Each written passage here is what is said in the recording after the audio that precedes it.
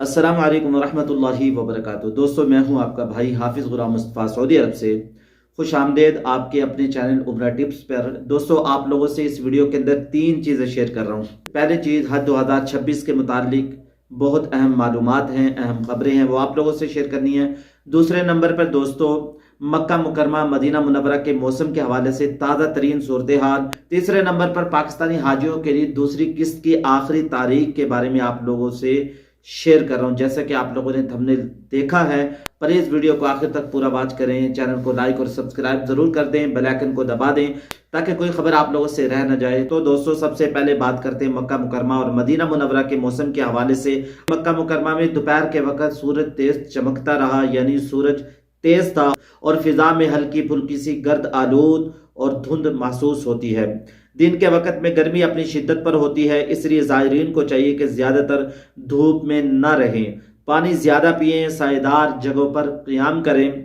Medina Munawwara में सूरज की तमाज़ुद नुमाया है, मगर शाम के बाद मौसम खुशगवार हो जाता है, ठंडा हो जाता है, बाहर फिरने के लिए, चलने के लिए, ज़ियारत के लिए बेहतरीन बन जाता है और हवा में हल्की फुल्की सी ठंड आ जाती है। और मक्का मुकरमा का दर्जा हरारत इस वक्त 35 डिग्री है और मदीना मुनव्वरा का 34 डिग्री है। तो अगर इन दिनों के अंदर आप लोग उम्रे पे आ रहे हैं तो जो गर्मियों के अंदर लिबास पहना जाता है हल्का फुल्का सा, वो ले आए। मदीना मुनव्वरा के अंदर रात के वक्त में कुछ ठंड हो जाती है, रात के वक्त में आप लोगों को हल्की फुल्की सी नीचे कोई मोटी बुनियान, मोटी हाईनेक पहनकर आपका गुजारा चल जाएगा। उम्रे के सफर में अपनी सेहत का खास तौर पर ख्याल रखें, ज्यादा ठंडा पानी यहाँ जब आए तो फौरी तौर पर ना पिए। लिहाजा अगर आप लोग इन दिनों में उम्रे का इरादा कर रहे हैं तो मौसम के मुताबिक इंतजामात जरूर करें। दोस्तों, अब बढ़ते हैं एक निहायत अहम ऐलान की तरफ। हज 2026 की दूसरी किस्त की डेडलाइन। वजारत मजहबी उमूर पाकिस्तान ने ऐलान किया है कि हज 2026 के लिए दरख्वास्त देने वाले तमाम अफराद को अपनी दूसरी किस्त 3 नवंबर से 15 नवंबर तक जमा करवानी होगी। अगर किसी शख्स ने ये किस्त जमा न करवाई तो उसकी जो फीस, जो उसने पहली किस्त जो जमा करवा रखी है, उसके बैंक में वापसी हो जाएगी, उसकी दरखास्त खुद ब खुद मनसूख हो जाएगी।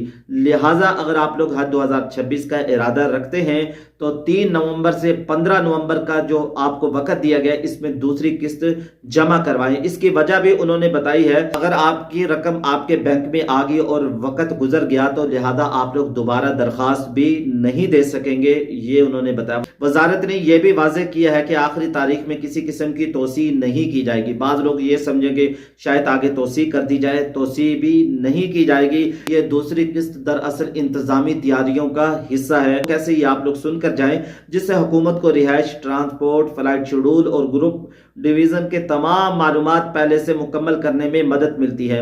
ये इकदाम इसलिए भी जरूरी है ताकि पाकिस्तानी हाजियों के लिए सऊदी हुकूमत के साथ बेहतर कोऑर्डिनेशन और सहूलत फराहम की जा सके। इसलिए किस्तों का निजाम रखा गया ताकि माली दबाव कम हो और तैयारी वक्त पर मुकम्मल की जा सके। वजारत ने अवाम से अपील की है कि वो तमाम मालूमात सिर्फ सरकारी वेबसाइट और मजाज बैंकों से तस्दीक करें ताकि किसी भी फ्रॉड या गलत इत्तलात से बचा जा सके। वजारत ने यह बता दिया, अगर आप लोग चाहते हैं आपको गाहे बगाए, जैसे हम भी आप लोगों से शेयर करते रहते हैं, अपडेट देते रहते हैं, सही खबर आप लोगों को पहुंचे, सरकारी वेबसाइट और मजाज बैंकों से तस्दीक करें। इसके अलावा किसी ऐरो गैरों के पास आप लोगों ने बिल्कुल नहीं फंसना, इस बात का खास तौर पर ख्याल रखना है। अब बात करते हैं सऊदी हुकूमत की जानिब से जारी की गई नई हज पॉलिसियों के बारे में। सऊदी वजारत हज उमरा ने ऐलान किया कि अब सिर्फ लाइसेंस याफ्ता होटल और इमारतें हाजियों को रिहाइश के लिए फराहम की जाएंगी। हाजियों को रिहाइश के लिए फराहम कर सकेंगे। तमाम इमारतों को नुस्ख मसार प्लेटफॉर्म के जरिए रजिस्टर करना लाजमी होगा और यह अमल 13 शाबान 1947 हिजरी 1 फरवरी 2026 तक मुकम्मल करना होगा। इस फैसले का मकसद हज के दौरान बेहतर इंतजामात और शफाफ निजाम को यकीनी बनाना है। दूसरी अहम तब्दीली मेडिकल सर्टिफिकेट के मुतालिक है। अब हर हाजी को नुस्ख प्लेटफॉर्म के जरिए अपनी सेहत का मुकम्मल मेडिकल सर्टिफिकेट जमा करवाना होगा। ऐसे अफराद जिन्हें दिल, गुर्दे या फेफड़ों की संगीन बीमारियां हैं या जो खवातीन हमल के आखिरी महीनों के अंदर हैं, उन्हें हज 2026 की अदायगी की इजाजत नहीं दी जाएगी। जैसे कि आप लोग जानते हैं, हज 2025 में भी वाकया पेश आया, हज 2024 में भी वाकया पेश आया। हज 2025 में افریقہ کی ایک عورت کی ولادت ہوئی میدان عرفات کے اندر، اور اس طریقے سے حج 2024 کے اندر بھی پاکستانی عورت کی ولادت ہوئی، یعنی حج اس سے ڈسٹرب ہو جاتا ہے۔